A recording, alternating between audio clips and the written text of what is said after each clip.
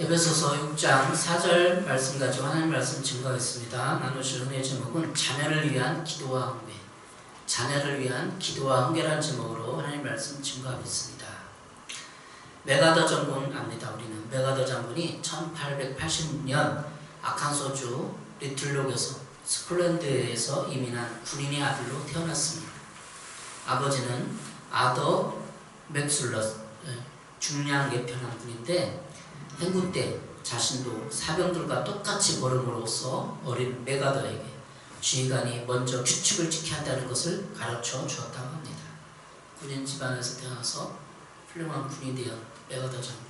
6.25 때 우리는 너무나 유명한 분이 알죠. 근데 그때 나이가 읽어보니까 70세였대요. 메가더 장군이 6.25 전쟁 때 나이가 70세.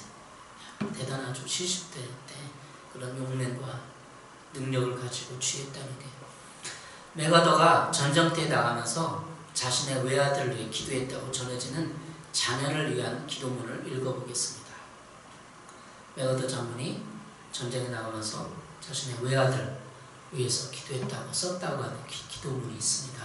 자녀를 위한 기도. 약할 때 자기를 잘 분별할 수 있는 힘과 두려울 때 자신을 잃지 않을 용기를 가지고 정직한 패배에 부끄러워하지 않고 태어나요. 승리에 겸손하고 온유할 수 있는 사람이 되게 하소서. 그를 요행과 안락의 길로 인도하지 마시고 곤란과 고통의 길에서 항거할 줄 알게 하시고 폭풍우 속에서도 일어설 줄 알며 피한 자를 불쌍히 여길 줄 알도록 해주소서. 그의 마음을 깨끗이 하고 목표는 높게 하시고 남을 다스리기 전에 자신을 먼저 다스리게 하시며 미래를 지향하는 동시에 과거를 잊지 않게 하소서. 제 자녀들에게 유머를 알게 하시어 인생을 엄숙히 살아가면서도 삶을 즐길 줄 아는 마음과 자기 자신을 너무 드러내지 않고 겸손한 마음을 갖게 하소서. 그리고 참으로 위대한 것은 소박함이 있다는 것과 참된 힘은 너그러움에 있다는 것을 명심하게 하소서. 그리하여 그의 아버지인 저는 헛된 인생을 살지 않으노라고 나직히 속삭이게 하소서. 메가더 장군의 참된 신앙의 자세를 위해 기도했구나 라는 생각이 듭니다. 자녀를 위한 기도보다도 참된 신앙을 위해서 기도했구나. 기도문이 너무 멋있습니다. 그런데 이런 높은 경지의 자세를 아이들에게 적용시키고 기도하기 전에 먼저 나 자신이 이런 사람인가를 점검해 보게 됩니다. 오늘 본문 에베소서 6장 4절은 자녀를 향한 부모의 자세 등이 있는 구절입니다. 에베소서 6장 4절 또 아비들아 너희 자녀를 노엽게 하지 말며 오직 주의 교훈과 훈계로 양육하라. 세번역 성경 이렇게 말하고 있습니다. 또 아버지 된 여러분의 자녀를 노엽게 하지 말고 주님의 훈련과 훈계로 기르십시오. 에베소 6장 4절 말씀과 메가더 장군의 자녀를 위한 기도문을 살펴보면 그 자녀를 위한 기도, 메가더 장군의 기도가 참된 신앙인, 이 기도문을 참된 신앙인이 이렇게 잘해야 된다, 자녀는 이렇게 살아야 된다, 이렇게 얘기하고 있는 것 같아요.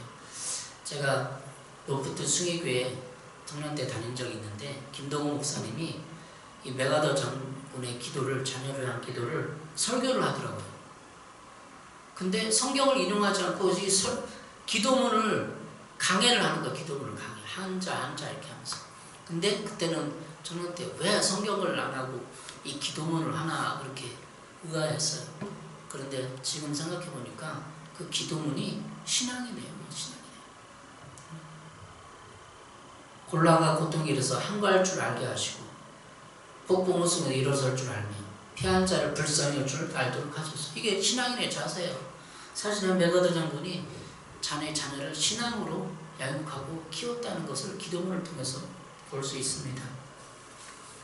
에베소서 1장 4절은 우리가 자녀를 어떻게 양육해야 할까 기본적인 전제, 성경적인 가치관이 남아있어요. 그래서 이 기도문을 늘 읽고 에베가더 장군의 기도문을 에베소서 6장 4절을 적용해 볼 필요가 있습니다. 지경을 넓히는 기도라는 책이 있습니다. 지경을 넓히는 기도 책이 있는데 거기서 늘 기도문을 읽고 저도 참고하고 기도하고 그런 책인데 자녀들을 위한 기도문이 또 있어요. 지경을 넓히는 기도예요. 중간에 잠깐 제가 인용해 보겠습니다. 자녀를 위한 기도. 하나님 아버지, 부모된 우리가 자녀를 노엽게 하지 말게 하옵소서. 또한 그들에게 괴로움을 주거나 열등감을 심거나 낙심시키지 않게 하시고 그들을 좌절시키지 않게 하옵소서. 또한 그들의 영혼에 상처를 주지 않고 부드러운 태도로 훈련하고 상담하고 주의 말씀으로 훈계하게 하소서. 자녀들이 마땅히 해야 할 길, 늙어서도 떠나지 않을 길을 잘 가르치는 부모가 되게 하옵소서. 예. 너무나 멋있잖아요. 근데 꼭 필요한 거예요. 이 지경을 넓히는 기도에서 자녀들 위한 기도문이 인용한 게 오늘 보면 에베소 6장 4절을 풀어서 기도한 내용이에요. 또 아비들아 너희 자녀를 노엽게 하지 말고 오직 주의 교훈과 훈계로 양육하라. 자녀들을 괴로움을 주거나 열등감 심거나 낙심시키지 않게 하시고 그들을 좌절시키지 않게 하옵소서. 기도하고 있는 거예요. 우리 자녀들을 길러보면 작년, 재작년 어린이날, 어린이 줄 예배 때 늘 연구하고 자녀들 어떻게 해볼까를 저도 설교하고 있는데 한 가지 교훈 얻은 게 격정, 화, 분노가 오르는 순간에 아이를 훈계하지 말라. 그리고 아이들과 분리돼서 격정이 올라오거나 분노가 올라오고 화가 올라오면 아이를 분리시키면 저쪽 방에 가서 좀 생각하고 있어, 반성하고 있어 10분 정도. 그러면 부모도 자기가 아이가 말을 안 듣든지 무슨 사고를 쳤다든지 뭔가 부모에게 대들었다든지 이런 상황에서 아이와 자기를 분리시켜야 돼. 일단은 왜? 부모는 화가 올라오니까, 격정이 올라오니까. 그래서 10분 정도 서로 격리돼 있어야 돼요. 자기가 지금 아이가 어떻게 훈계할까를 좀 생각을 해보고 마음을 가라앉히고 10분 지나서 20분 지나서 아이를 만나서 이런 것이다 라고 훈계를 해야 되는 거죠. 저도 많은 도움을 받았어요. 격정을 가라앉히고 훈계하라는 거죠. 사춘기 아이들의 특성을 이해해서 우리가 그 사춘기 아이들의 특성에 맞게 또 훈계할 줄 알고 대화할 줄 알아야 돼요. 아이를 양육할 때 강압적인 대화가 아닌 수평적인 대화, 질문하고 생각할 수 있는 시간을 줘야 되는 거죠. 다 알지만 쉽게 안 되잖아요. 그래서 사춘기 아이와 어떻게 대화해야 할까라는 교육 칼럼을 봤습니다. 인터넷에 있는 건데 다 있어요. 요즘에 정보가 너무 많아요. 사춘기 아이와 어떻게 대화해야 할까요? 처음에는 경청하기, 두 번째는 공감하기, 세 번째는 걸림돌 피하기. 걸림돌이 있어요. 그리고 협상하기, 협상까지 해야 된다는 거죠. 세상 교육은 다 이렇게 지금 아이를 인격으로 대해서 경청하고 공감하고 걸림돌 피하고 협상하기 다 이렇게 공부할 수는 없고 지금 이 시간에 걸림돌 피하기만 잠깐 살펴보겠습니다. 아이가 부정적인 감정 속에 놓여있을 때 부모님이 설득을 하거나 뭔가 훈계를 하기 시작하면 아이들은 귀와 입을 닫아버립니다. 이런 대화를 걸림돌이라고 하는데 여기에는 어떤 것이 있는지 또 이를 대신할 수 있는 바람직한 대화 방법은 무엇인지를 살펴보겠습니다. 그러니까 걸림돌, 세 번째가 걸림돌 피하기인데 걸림돌이 있는데 대화하면 안 된다. 걸림돌을 제거해야 돼요. 걸림돌이 뭐냐? 5가지가 쭉 있는데 한번 보겠습니다. 첫 번째는 행동이 아닌 감정에 초점을 맞춰 대화하세요. 행동이 아닌 감정에. 너 이렇게 막무가내로 화만 내면 너랑 어떻게 이야기하니? 라고 말하기보다는 이렇게까지 화를 내는 걸 보니 뭐뭐 때문에 너무 화가 나나 본데? 어떤 것 때문에 이렇게 화가 난지 한번 말해봐. 이렇게 화가 난 어떤 것 때문에 이렇게 화가 난 거야? 라고 질문하는 거죠. 아이에게. 화를 내고 있는 그 행동보다는 화가 난 감정에 초점을 맞춰주세요. 이게 첫 번째. 너 이렇게 화냈어. 에이? 네가 그 부모한테 화내고 대들만 이렇게 따지면 안 되고 뭐뭐 때문에 화가 나나 본데?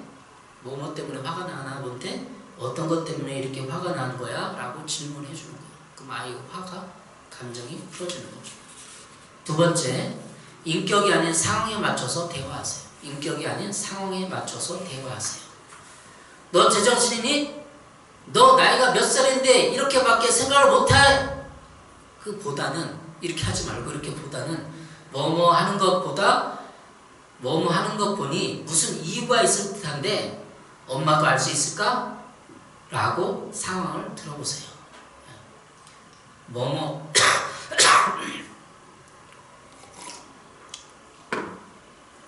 뭐뭐 하는 것보다 무슨 이유가 있을 듯한데 엄마도 알 수 있을까? 네, 상황을 들어보라는 거죠. 영화 기생충에서 나온 너도 다 돼 있구나 라는 대사가 유행하고 있는데 그 상황에서 그렇게 행동한 것에는 너도 다 이유가 있겠지 라는 마음으로 아이와 대화해 보세요. 그 상황에서 그렇게 행동한 것은 너도 이유가 있겠지 라는 마음자를 가지고 들어보라는 거죠. 그게 인격이 아닌 상황에 맞춰서 대화하세요. 두 번째. 세 번째. 전체의 질책의 왜를 무엇 때문에 어떻게로 바꿔보세요.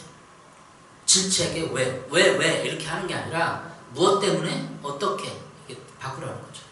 왜 이렇게 했어? 라고 말하면 아이는 저항감이 생겨서 자신의 마음과도 다르게 반항적으로 말대꾸를 하게 될 수 있습니다. 그러므로 무슨 일이야? 어떻게 된 일이야? 라는 식으로 아이가 자신의 상황을 설명할 수 있도록 기회를 주세요. 그러니까 질문해 줘야 돼요. 무슨 일이야? 어떻게 된 거야? 이렇게 질문해 주면 그럼 얘기를 한다는 거죠. 근데 왜? 라고 하면은 거기에는 질책의 느낌이 있다는 거예요. 그래서 저항감을 갖는다는 거예요. 마음속으로. 왜? 라고 하면은 나를 질책하는구나 느낀다는 거예요. 그래서 저항을 한다는 거죠. 네 번째, 협박 명령 대신 선택하게 하세요. 협박 명령 대신 선택하게 하세요. 너 계속 이렇게 핸드폰만 쳐다보고 있으면 이거 갖다 버린다? 이게 협박이죠. 너 그럼 이번 달 용돈 없어? 이게 협박이죠. 근데 우리는 저도 생각해보니까 많이 협박을 했어요. 그러니까 협박은 강압적인 거고 비인격적인 거죠. 저도 뒤돌아봅니다. 근데 이렇게 말하기보다는 이렇게 얘기하라는 거예요. 12시까지는 모든 걸 끝내야 하는데 어떻게 하면 될지 함께 결정해보자. 좋은 생각 있어? 몇 가지 생각 중 하나를 정하자. 그렇게 해서 아이가 스스로 뭔가를 결정했다는 느낌을 주는 것이 좋습니다. 어떻게 하면 될지 결정해보자. 함께 결정해보자. 몇 가지 생각 중 하나를 좀 정해보자. 제안을 하는 거예요. 그러면 함께 결정했다는 느낌을 주게 하는 거예요. 협박 명령 대신 선택하게 해주세요. 다섯 번째, 비난하고 탓하기보다 부모님의 생각과 감정을 이야기하세요. 비난하고 탓하기보다 부모님의 생각과 감정을 이야기하세요. 아까 처음 얘기했듯이 나와 아이를 격려하라고 그러잖아요. 아이가 뭐 대들거나 반응하거나 사고를 쳤다든지 내가 화가 올라 부모가 먼저 화가 올라온 상황에서는 아이와 나를 먼저 격려시키는 거. 좀 반성 좀 하고 있어? 그런 걸 얘기하는 거죠. 사실 이런 대화는 부모님 화가 난 상태에서는 불가능합니다. 부모님 화가 나면 비난하고 탓하기 쉽다는 거죠. 부모님은 화가 잔뜩 나 있는데 그래 내 생각을 한번 얘기해봐 라는 말이 친절하게 나올 수 없습니다. 그렇죠. 내가 화가 났는데 그래 한번 얘기해봐라 무슨 생각 이렇게 안 나온다는 내가 화가 났기 때문에. 그런데 처음에는 친절하게 얘기하다가 결국 시끄러워 더 이상 말대꾸하지 말고 이렇게 해 부모가 이렇게 한다는 거죠. 라고 일방적으로 명령하거나 아이의 행동을 비난하게 되죠. 이렇게 되면 아이는 자신이 잘못했다는 것을 알면서도 그것을 인정하지 않게 됩니다. 이렇게 훈육은 안 된다는 거예요. 비난하고 탓하기보다 부모님의 생각, 감정을 얘기하고 나는 이렇게 생각해 어떠니? 라고 감정을 가라앉히고 얘기해야 된다는 거죠. 이때 사용할 수 있는 대화 방법이 나 전달방입니다. 아이 메시지입니다. 이것은 상황과 그 상황이 미치는 영향에 대해 이야기하고 이에 대한 부모님의 감정을 말하는 것입니다. 내가 엄마에게 소리를 치니 엄마도 억울한 마음이 들어서 점점 화가 난다. 내가 엄마에게 여기 인터넷 기사에 엄마라고 있으니까 그 칼럼이 있으니까 제가 하는 거예요. 아빠에게 소리를 치니 아빠도 억울한 마음이 들어서 점점 화가 난다. 이렇게. 내가 11시가 넘도록 핸드폰을 보고 있으니 숙제는 언제 하고 잠을 잘 건지 엄마는 걱정이 된다. 내일 너를 깨울 자신도 없다. 내일 너를 깨울 자신도 없고 라고 엄마의 마음을 솔직하게 이야기해보세요. 그러니까 내 마음을 얘기해. 비난하고 탓하기보다 내 마음을 얘기하는 거야. 내가 11시간 넘도록 핸드폰 보고 있으니까 숙제는 언제 하고 잠을 잘 건지 엄마는 걱정이 된다. 내일 너를 깨울 자신도 없다. 이렇게. 단 이때 절대로 계속 큰 소리 이딴 식의 단어는 사용하지 않으셔야 합니다. 계속 큰 소리 이딴 식의 단어는 사용하지. 이렇게 부모님의 평가가 들어간 단어는 오히려 아이의 말대꾸를 유발할 수 있습니다. 자, 5가지 걸림돌 제거하기를 했어요. 왜 이걸 설교에 하냐면 에베소서 6장 4절 아비들아 너희 자녀를 노엽게 하지 말고 오직 주의 교훈과 훈계로 양육하라. 근데 이게 지금 성경 말씀인데 우리는 어떻게 하는지 몰라요. 세상 지식을 공부를 하면 내가 아이들을 어떻게 훈육하고 양육할지가 나와요. 그냥 주의 말씀으로 양육하라는 말만 있지 우리는 지금 이거를 부모에게 부모가 우리를 이렇게 대하지 않았어요. 무조건 잔소리하고 큰소리치고 강압하고 그런 잘한 사람이 당연히 우리 아이들에게 강압하고 예? 이렇게 말대꾸한다고 막 혼내고 막 그럴 뿐이죠. 우리는 몰라요. 기독교인이 돼도 몰라요. 사실은. 그래서 세상적인 지식과 성경적인 말씀으로 함께 연결해서 묵상해보고 적용해보고 그럴 필요가 있는 거죠. 제가 이 에베소 6장 4절을 묵상하고 조용히 생각을 해봤습니다. 어떻게 기독교 교육을 해야 되니까. 근데 이거의 반대편에 첫 번째는 부모가 먼저 하나님 앞에서 훈계하고 하나님 말씀으로 양육하라는 생각을 했어요. 주의 말씀으로 성경적인 가치관으로 교훈하고 훈계하라. 사랑과 정의. 성경적인 가치관이 사랑과 정의. 아까 메가더 장군이 기도문을 읽었죠. 그게 성경적인 다 가치관이에요. 예? 용기. 그거를 계속 묵상하면서 김동훈 목사님이 제가 청년 때 왜 그런가를 생각해요. 왜 이게 도대체 성경 말씀을 이해는 안 하고 이거를 강의를 해. 메가더 장군이 기도문을 강해를 하더라고. 강해를. 근데 그게 성경적인 가치관이에요. 풀어갖고 사랑과 정의를 풀어서 한 게 그 성경적인 가치관. 세상적인 가치관은 뭐예요? 성공주의, 일등주의, 비교주의예요. 그래서 자꾸 비교하면서 너 친구를 했는데 너는 1등 하면서 너는 이렇게 못하고 숙제 안 했고 이렇게 자꾸 그러니까 아이가 반발하고 그런 거죠.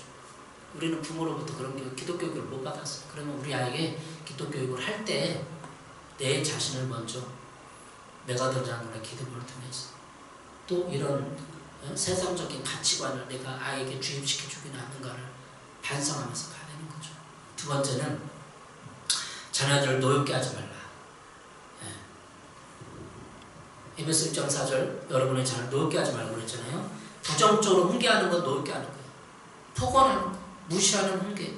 그것도 못하냐 이것은 아이를 노엽게 하는 거예요. 화나게 하는 거죠. 여기서 그냥 아이도 화나고 나도 화나고 그런 뜻이 아니라 이 노엽게 한다는 말은 아이들이 그 분노를 통해서 하나님을 알 수 있고 하나님 예비하고 하나님 신앙으로 살아가는 걸 막는다는 거예요. 그 노엽음이 분노가 부모에 대한 분노가 하나님을 막기 때문에 노엽게 하지 말라는 거죠. 정당한 평가, 긍정적인 평가 이런 게 있어요. 근데 부정적인 평가는 아이를 노엽게 하고 미래에 대한 하나님 비전을 이루어가는 게 방해가 되는 거예요. 그래서 정당한 평가를 해줘야 돼. 그러니까 화가 나서 내뱉는 말, 화가 나서 하는 말은 부정적인 평가, 아이를 막는 저주적인 평가를 하는 거죠. 그러면 안 되고 자녀를 노엽게 하지 말라. 세 번째, 하나님을 섬기는 것을 보여주라는 거죠. 하나님을 섬기는 걸 뭘 보여줄까? 사춘기 자녀 특별히 반항이 심하고 기존 절사에 대해서 의문을 품는 그런 사춘기적인 그런 상황 가운데 하나님을 섬기는 것을 보여주라. 첫 번째는 회개하는 삶을 보여주는 거예요. 인간은 완전하지 않다. 자녀를 훈육할 때 아빠도 엄마도 잘못한 거에서 맞아. 아빠가 잘못했어. 그때 아빠는 하나님 앞에 나와서 늘 기도하고 반성하고 회개하고 있어. 너도 이런 걸 하나님 앞에 들고 나와서 하나님 도움을 받았으면 좋겠다. 이게 회개하는 삶이에요. 자녀들 앞에서 자신의 부족함과 죄인됨을 인정하는 삶. 이게 회개하는 삶을 보여주는 거예요. 자녀들 앞에서 나는 잘했어. 내가 내 말을 안 들어서 그래. 이렇게 강압적으로 하면은 아이들은 하나님의 회개하는 삶을 못 보여주는 거죠. 두 번째는 기도하는 삶을 보여줘야 돼. 하나님의 도우심을 구하는 삶. 아빠도 엄마도 이렇게 잘못하고 있어. 근데 하나님의 도와달라고 자꾸 기도하고 있잖니. 아빠도 변화될 거야. 엄마도 좋아질 거야. 우리 같이 기도하자. 이게 기도하는 삶이죠. 세 번째, 인격적인 삶. 언행일치, 부당한 것을 인정하고 부당하지 않게 해주는 대할 수 있는 삶. 아이에게 부당한 것을 아빠가 부당한 걸 시켰구나 인정하는 거예요. 그리고 아이를 부당하지 않게 대할 수 있는 삶. 이게 필요합니다. 하나님을 섬기는 걸 보여주는 건 회개하고 기도하고 인격적인 삶을 살아가는 거예요. 인정하고. 이게 하나님을 섬기는 삶을 보여주는 가장 중요한 게 뭘까요? 사춘기 자녀에게 어떤 걸 보여줘요? 회개하는 삶. 아빠도 부족하면 맞다. 아빠도 늘 하나님을 의지하고 반성하고 있어. 회개하고 있어. 우리 하나님을 섬기는 삶을 같이 살아보자. 이렇게 요청하는 거죠. 에베소 1장 4절에서 제가 묵상한 내용, 연구한 내용은 부모가 먼저 하나님 앞에서 훈계하고 하나님 말씀을 양육하라. 자녀들을 노엽게 하지 말라. 하나님을 섬기는 것을 보여주라. 이렇게 말하고 있습니다. 여러분 어떻습니까? 걸림돌이 있어요. 걸림돌을 제거하는 방법 5가지. 협박, 명령 대신 선택하게 하고, 질책의 외를 하지 말고, 인격인 상황에 맞춰서 대화하고, 행동의 감정에 추출해서 대화하고, 이런 걸 우리가 익숙하게 읽고 5번, 10번 내 것으로 만들어서 아이를 대할 때 나를 성찰하고 반성하고, 아이를 위한 기도문을 쭉 읽으면서 내 교육 방법이 혹시나 잘못되진 않았나, 세상적인 가치관으로 우리 아이를 자꾸 푸시하고 있지 않나를 뒤돌아보면서, 그래서 기도문을 읽어야 돼요. 내가 기도하는 것은 그냥 무조건 세상에서 잘 되게 해주죠, 잘 되게 해주죠, 이거밖에 없어요. 기복주의 신앙밖에 강요할 수 없어요. 근데 기도문을 읽고 나면 진짜 어떻게 살아야 될지, 나도 부모도 어떻게 못 사는데 어떻게 그걸 얘기해요. 나도 성찰하면서 내 삶을 성찰해. 그래서 아이를 양육할 때 성찰하고 회개하는 동안 내가 성화되는 거야. 기독교 오리진 가치관은 자녀의 양육의 어려움과 고난을 통해서 내가 회개하고 내가 성찰하고 내가 성화되는 거야. 거룩하게 되는 거야. 그래서 왜 우리를 자녀를 허락해 줬냐? 자녀 잘 키워 서울대 가서 하는 영광 들어라. 그게 아니야. 나를 위해서 자녀를 맡긴 거야. 내가 성화되기 위해서, 내가 거룩해지기 위해서 반항하는 아이, 거역하는 아이, 말썽 피는 아이를 통해서 내가 하나님 앞에 나가서 회개하고 내가 내 자신의 인생을 성찰하고 그러면서 내가 성화되는 과정이에요. 인생은 모두 다 고난과 아이와 자녀들의 갈등 관계 속에서 내가 거룩해지고 내가 성화되는 목적이 하나님이 있다는 거죠. 모든 인생을 그렇게 봐야 돼요. 자녀로 때문에 고난받는 학부모님들, 여러분들은 다 그런 목적이 있어요. 자녀를 통해서 내가 성화되기를 원하는 거 하나님, 내가 거룩해지기를 원하는 거. 자녀가 힘들면 주님 앞에 나와서 내 자신을 쳐서 복종시켜서 회개하고 내 자신을 뒤돌아봐야 돼요. 세상적인 이 걸림돌, 이런 교육도 이렇게 되는데 우리는 이런 것도 살펴보지 않고 자꾸 신앙을 강요하거나 1등주의를 강요하거나 성공주의를 강요해서는 안 됩니다. 하나님 뭘 원하시는지 메가더 자문의 기도문을 통해서 성찰해 가시기 바랍니다. 기도하겠습니다.